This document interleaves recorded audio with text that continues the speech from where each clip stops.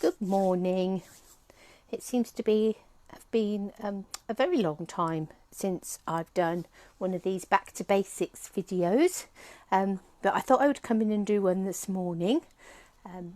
Hopefully I'm not going to cover all bases of all the things that you can do with our project that we're going to be talking about today, but hopefully I'll be able to give you sort of a bit of a basic introduction, which is after all what these videos are all about. Is about sort of introducing you to different techniques, different products as you are starting to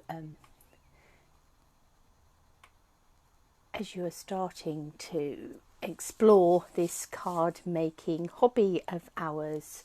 I am just looking to share this video out onto my stamping starters. Let's see if we can find where we need to be. So apologies if I'm just looking at that. But what we're going to be looking at this morning is we're going to be looking at embossing folders. So we've sort of been introduced to a die cutting machine when we've been looking at dies. But this morning we're going to be looking at embossing folders, and embossing folders are one of those things that they're really useful.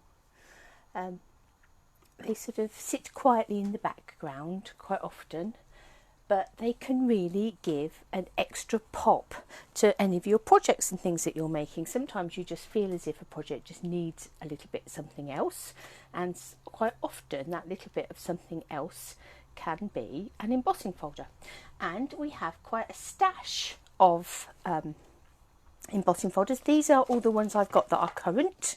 So we have different size embossing folders, we have different thicknesses of embossing folders, we have embossing folders that do different things. So just flicking basically through these are frames, so these are embossing a frame. You've got backgrounds, there's the hammered metal one, you've got the swirly one, buttons, a wreath, this nice tufted one that gives you this zigzaggy pattern, basket weave, flowery one, the country floral, the leaves, the winter knit one, that's one that's retiring, so if you want that one you need to get it soon. Tin tiles, beads and baubles that go with the peacock set, this lovely woodland one that's been around for a few years now but is still incredibly popular, corrugated one, a lace one, scripty one, the pine wood planks, so that wood effect. This one, the subtle dynamic, I use that one a lot, that's fabulous. So there may be some more embossing folders around somewhere. These are the ones I've just literally grabbed out of my box where I keep them, and you'll see, let's see if we can find you a few different styles. So this one here, yes, let's go with this one. So these are two of the new styles. So obviously some of my embossing folders have been around a little while and might have some slightly different packaging on, but these are both of a new style. So this one is a standard Stampin' Cut and Emboss embossing folder. So this is the button one, got all over button pattern, and you can see that it's relatively thin, just there, not very thick at all. And then we've got the 3D embossing folder. So this one is the hammered metal one. Again, it's that same sort of 6x4-ish sort of size, but it's quite a bit thicker. If I put those two together, you can see that one is quite a bit thicker than the other. So this is your 3D style, and this is just your standard embossing folder, and obviously that goes for the smaller size and the bigger size as well. So this winter knit one is a 3D embossing folder, so that's one of the bigger ones, but the beads and bauble one is just one of the thinner ones, just a standard embossing folder. So whether it's the 6x6 or the 6x4, you get both of those styles. You get both the 3D embossing folders and we get the standard embossing folders. Now at the beginning of our current annual catalogue, so when that launched back in the beginning of June, we moved over from the Sizzix, which these are embossing folders, over to the what we now see as the Stampin' Up's cut and emboss embossing folders. And there was a slight change for the 3D ones. So the other standard folders, no change, but with the 3D ones, they used to be called the Dynamic Textured Impressions embossing folders. That was quite a mouthful. 3D is much easier. And these are slightly thicker again than our current 3D folders. So that does mean when it comes to using them, we need to be aware of what folders we're using as to what sandwich we need in our machine. And as we sort of move over completely to the 3D and, you know, ordinary, the new 3D style of folders, as we move over completely to those, that confusion will start to sort of drift away. And I'm sure as they introduce eventually Stampin' Up's die cutting machine, then, you know, all of those sandwiches will be a lot more clearer than they currently feel in terms of embossing folders. It's not hugely complicated, but we do have to bear in mind what we're using. So let's dig out a couple of the new styles. So let's go with those ones we were just looking at. Let's have a hammered metal and a swirls and curls. No, that's a big shot one. Let's go for the buttons. Let's have a hammered metal and a buttons embossing folder. Let's have a bit of a play with these and see what you can do with them. Let me move that to one side for a moment, and let's bring in our machine. Now, all die cutting machines, as I've said before, are going to have different sandwich makeups depending on what you're cutting. So your machine will have instructions that will tell you what sandwiches you need for, I'm sure, both standard embossing folders and 3D, because there are more and more sort of 3D style embossing folders on the market. But as with anything else, whether you're die cutting or whatever, it's all about getting the pressure right. So for a standard embossing folder on my Big Shot, I just want my Big Shot platform. I'm not going to use my thin die adapter. And for a standard embossing folder, I'm going to use 2 acrylic plates. So let's just get ourselves a little bit of card. I've just picked up some oddments of card here. Let's just cut that down a bit. It's got some little holes punched out of it, but I'm sure that won't be a problem. And we're just going to pop that inside our embossing folder. Now, if you're just running a piece of card through, it doesn't really matter which way up it goes.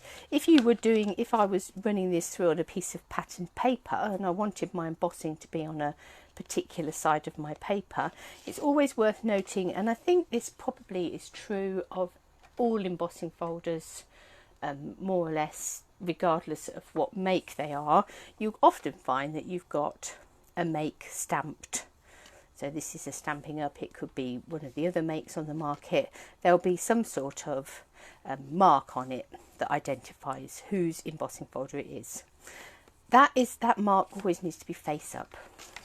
So that's a general rule of thumb. If it's got any sort of description on it, keep that facing up. So for us with our Stampin' Up ones, have Stampin' Up facing you when you put your card in, particularly if you're fussed about which side that embossing goes on. So we've just slipped our card inside that plastic folder. We're then going to lay that on our bottom acrylic plate and put the top acrylic plate on there, and we're just going to wind it through the machine. As with all things, if it feels as if you're forcing it, don't force it. There's something wrong with your sandwich. And when we take that out, we have this beautiful piece of card with all of these buttons on, which is rather beautiful. So obviously that is a beautifully embossed side. If we flip it over, we get a debossed side. And sometimes, there's no reason why you couldn't mix and match. It may be that you'd rather have the debossed side than the embossed side. the choice is entirely up to you. So embossing and debossing, you get a bit of both.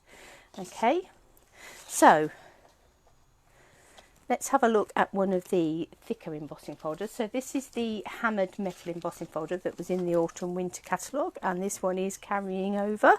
So let's get a little bit of card. Now obviously we could also be doing this in a piece of foil, which would also look rather stunning. There's no reason why you can't emboss foil as well. In fact, foil quite often looks lovely. Let's find our Stampin' Up logo, put that to the top, slip our piece of card in.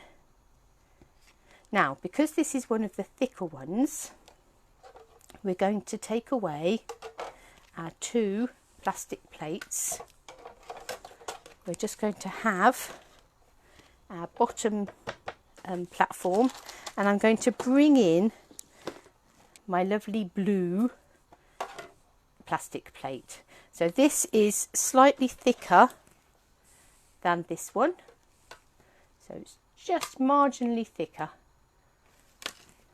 but it does mean that if I just put that on the base and this on the top, when I run that through, it should emboss beautifully. Now obviously this is a thicker embossing mat, so you are going to get a deeper emboss on this. So can you see?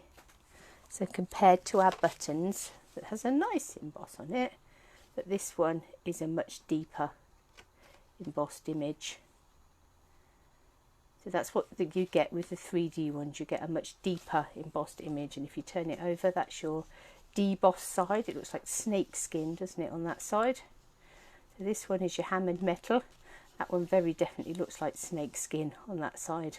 So often it is worth turning them over and have a look, see what you've got, because obviously you can use whichever side you like. Now with the old style 3D embossing folders, just as a sort of aside almost, so this is one of the Sizzix 3D embossing folders, so one of the older style.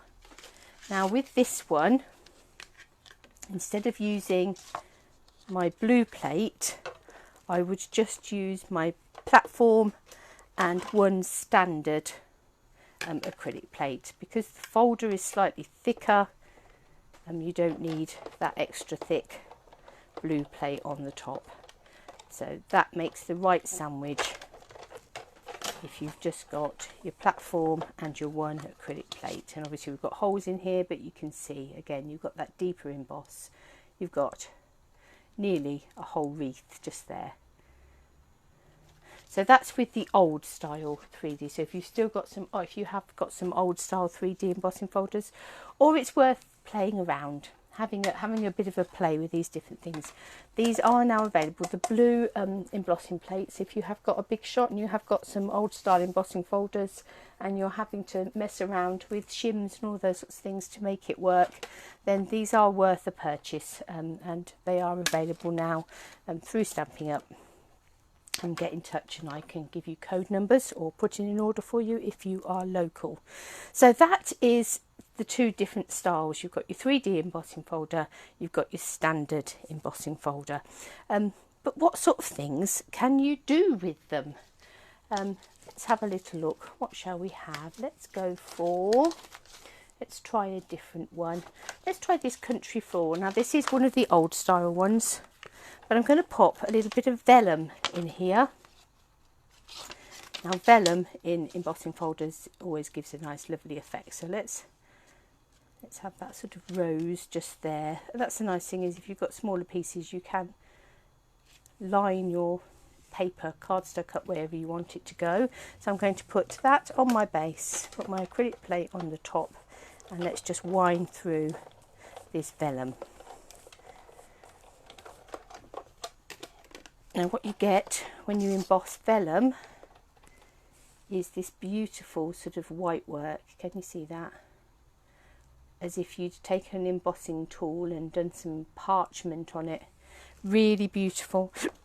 Excuse me, got hiccups. Let's put a colour behind there.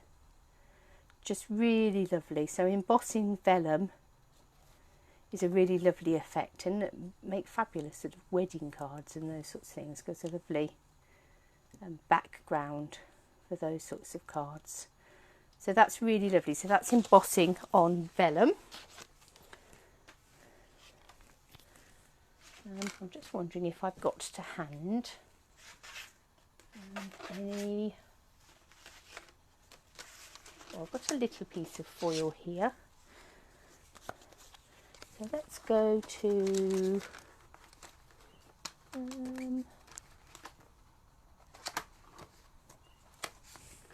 let's come to this beads and bauble folder, and let's take a bit of foil. I'm just going to pop that in there. Now this is one of the thinner dies, so we should need our 2 acrylic plates for this one. The other thing about embossing folders is always make sure that you run your fold, so the hinge on your embossing folder, make sure your hinge is going through the rollers first, because it's when it hits the rollers at that point that it's got the greatest pressure. If the hinge isn't going through first, it could be that the embossing folder will wobble slightly and cause that to snap. So that's the most stable point to be sending through the rollers first. So there we are, look at that beautiful gold foiling. Foiling is always a wow when it's embossed. So that's really lovely. Again, you know, really nice background, or if you were putting on an element that you then embossed. Yeah, really lovely. Obviously, if you're die cutting something, if you want to emboss a die cut image, die cut it first and then emboss it, because if you emboss your card and then die cut it, when you run it through the machine to die cut, it will squash your embossing a little bit. So always do your die cutting first and your embossing afterwards. But we can also take our embossing folders. Let's go back to our buttons, and let's take an ink pad, and so with the side that says stamping up on it, I'm just going to run my ink pad over the top.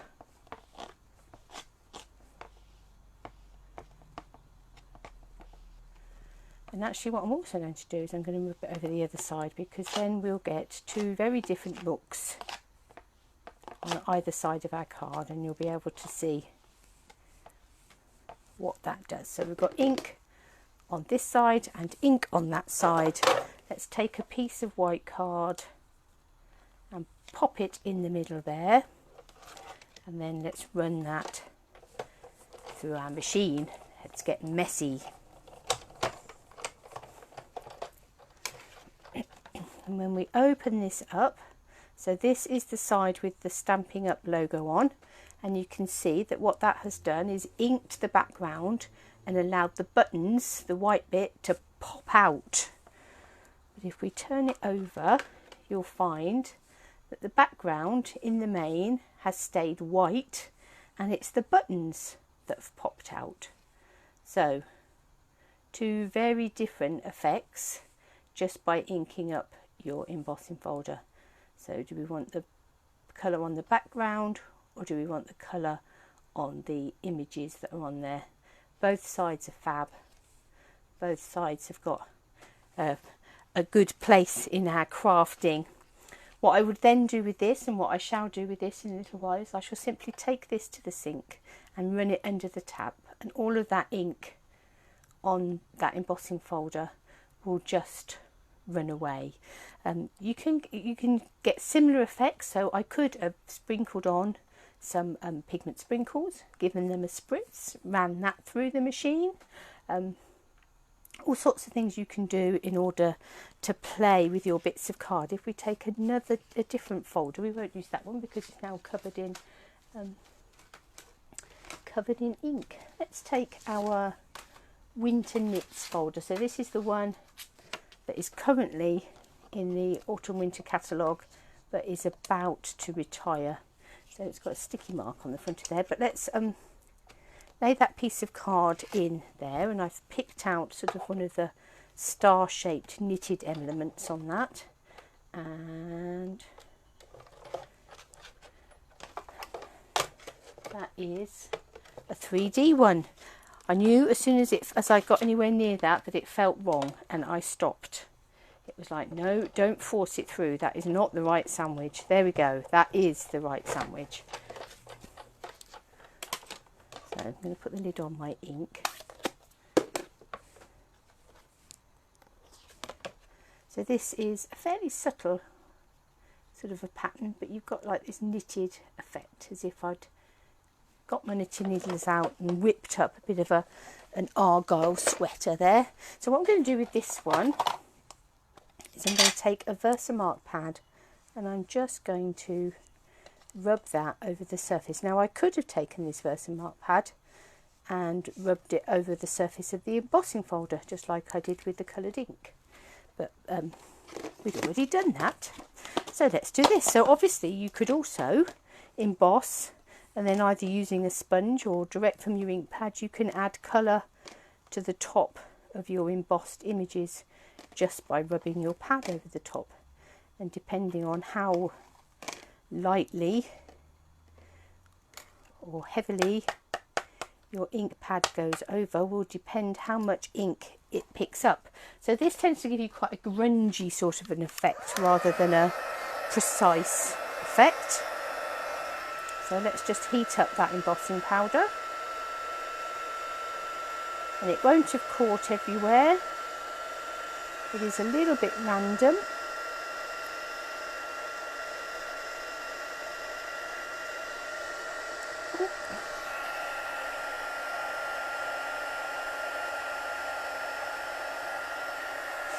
Just burn my finger.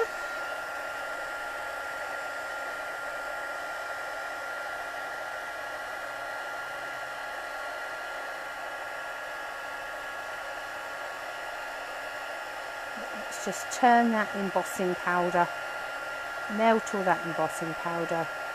Got a nice little red finger mark on there as well from the red ink on my fingers, but we'll ignore that one.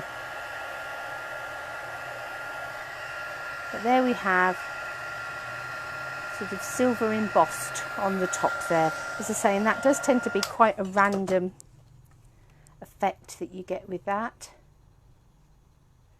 But that's just picked out the surface of that. So that's another way you can do it. You can add ink either in Versamark or coloured inks. You can sponge them on. You could sponge on a little bit of shimmer paint if it was a dark colour. So all sorts of things, just gently sponging over the top and picking up that raised image. So that's another thing you can do. You can also, if you've got a particularly deep embossing, you could take a sanding block or some sandpaper and rub over the top of it and take the sort of the surface of the card off it and give it sort of a weathered look by doing that. So that's another thing that you can do. So, and the last thing that I'm going to show you today, so say there are lots of things you can do with your embossing folders, and you know, they are beautiful in their own right, but there are lots of other things that you can do with them. What I've got here, and I haven't played with these for a little while, so we'll see how they work in terms of sandwiches. So I've got some pieces of card where I've cut out a die cut shape, and I've built up a few layers of card to make like a template. And the idea of these templates is that they will take the place of your acrylic plate in your sandwich. So it may be that we need to play around with these a bit, and we may need to put in an extra shim, but we shall see. Let's take the scripty one. That might be quite a good one. Now the scripty one is a 3D embossing folder. So let's cut ourselves a bit of card. Oh, crunch.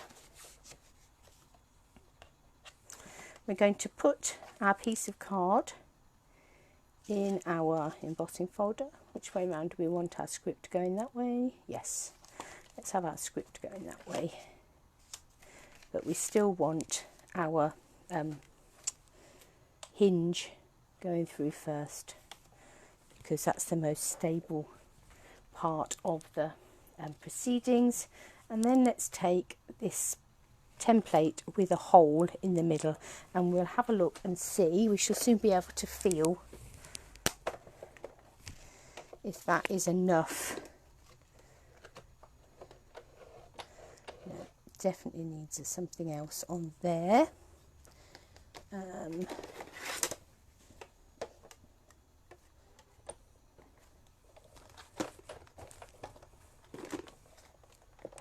I think that's going to be too much. This is where you start to play, and this is where it's important that you get your feel of your machine and don't force anything through. Now I'm just looking because on here somewhere I did have a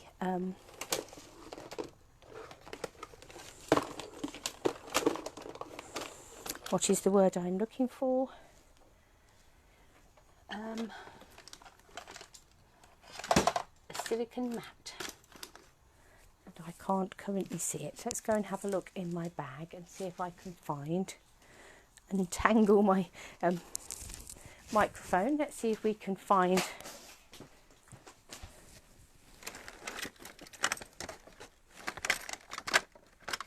a silicone mat of some sort in my bag. Excuse me as I rummage around.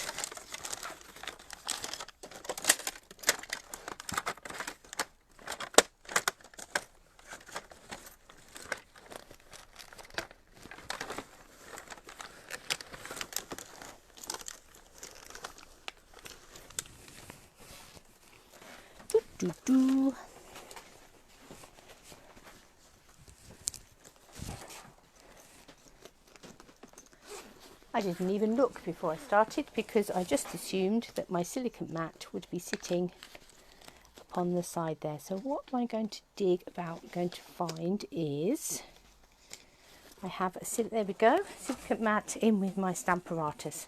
So let's see if this silicone mat is enough of a shim.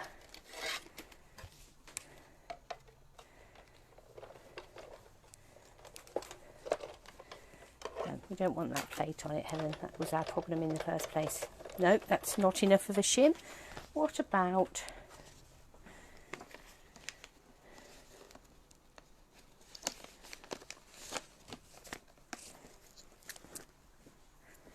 we will just use a couple of pieces of cardstock. That's still not enough.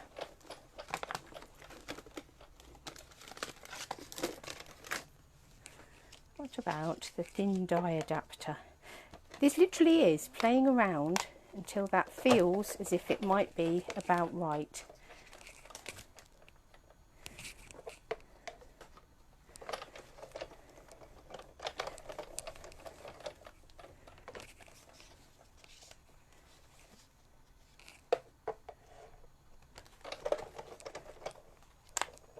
That might do it. Let's have a look if that has, that may have moved. Yeah, it's not perfect and it would need a bit more playing around with. And I've obviously got a bit of a line across there from something where it moved. But, and I don't even know whether you can pick that up. Let's take...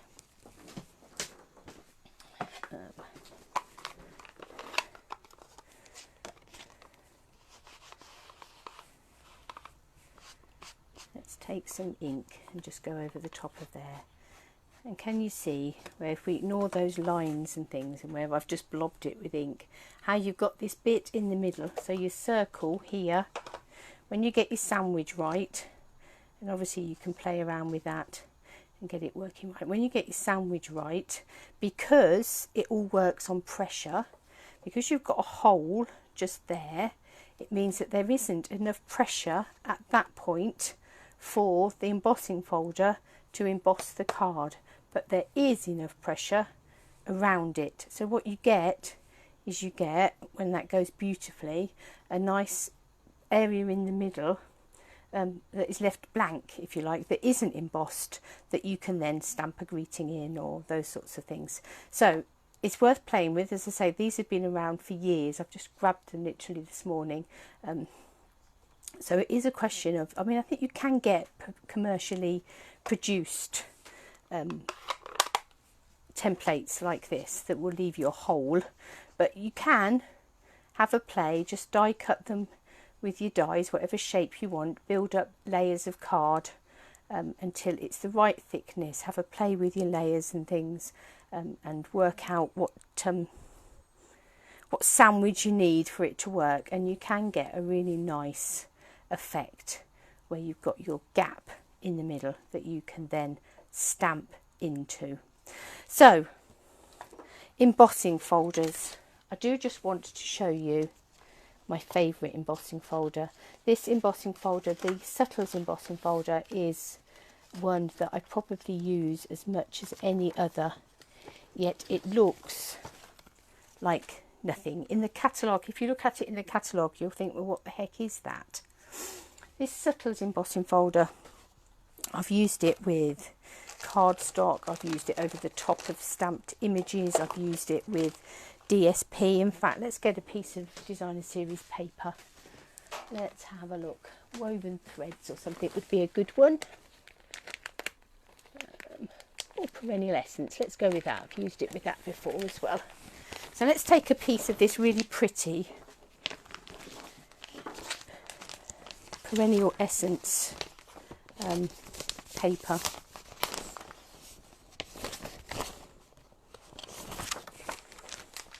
There we are. We have a lovely painted image on this paper, and it does actually look as if it's on canvas. Obviously been painted on canvas. So what I'm going to do is I'm going to pop that in the middle of my woven threads. Now my version of the Subtle folder is one of the Sizzix ones, but the ones that you'd get coming out now would be the new style. So you would need a blue plate or a clear plate and some sort of a shim, and in actual fact the silicone mats work beautifully as a shim, so a clear plate and a silicone mat also works beautifully for these. Or if you have any of the Sizzix embossing silicone embossing mats, they work as well.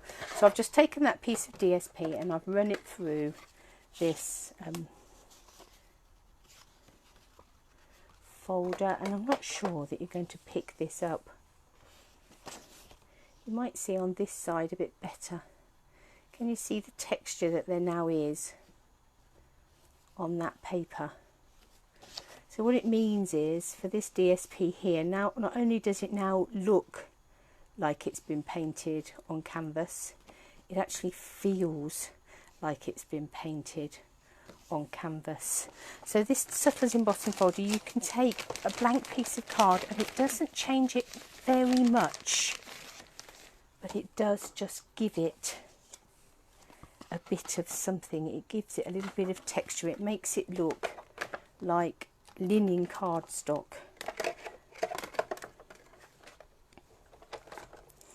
And sometimes that is all that is needed, is that something goes from being a really plain piece of card to being a textured piece of card. And that embossing folder is very, very understated, but is really beautiful. So embossing folders, yeah, another must-have. So whether you're creating embossed images on your designer series paper, and of course you could have put buttons on that or all sorts of things, and there's no reason why you can't do all sorts of things with your designer series paper. That can go through your machine as well. I'm just looking for the other bits that I've done. You can do it so that you have gaps in the middle. We've got our 3D wreath.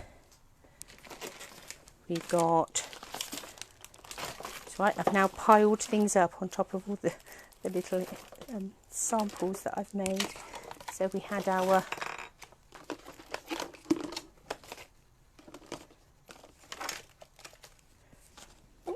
let's move this out the way. We had our hammered metal, we had our embossed foil. I can't see my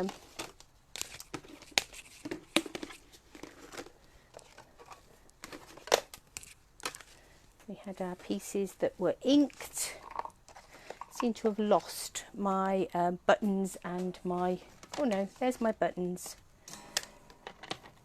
My vellum definitely seems to have gone walkabout, but we had that beautiful piece of vellum as well, which had that sort of floral image on it. Oh, here we are. So whether you're embossing on vellum, just on ordinary cardstock with an ordinary standard embossing folder, on ordinary cardstock with a, oh look, that one is the piece of cardstock that I ran through, look, with that embossing folder. So you've got that really deep emboss in the middle and then not round the edge. So you can see where I'd already embossed that, and then I used that piece of card as a shim to run through with my template, and it's left the circle in the middle alone but has flattened out the edge. So that's beautiful. So that's quite a nice image, isn't it? You've got your foil, you've got your two different sides that have been inked to get two different effects. You've got a bit of Versamark and embossing powder on the top. You've got your sort of subtle folders. So lots of things you can do with embossing folders. Lots of lovely embossing folders in the catalogues. More coming in the next round of catalogues. We've got some nice embossing folders coming up in the spring summer mini catalogue. So once you've got your big shot, once you've started to collect a few dies, you also need to collect yourself some embossing folders and to start to play with them. So whether you are using them as a main focal image, or whether you are just using them, not just, but whether they are doing that incredibly important job of giving you just a little bit of extra something in the background, then your embossing folders are invaluable. So thank you for joining me this morning. Feel as if my head is still all over the place, so apologies if the video has been all over the place, but hopefully we'll get back into some sort of a bit of a swing before Christmas truly hits. So thank you for joining me, and do pop back in tomorrow and we will be doing some more things with that tag kit and the supplies in it. So I'll see you then.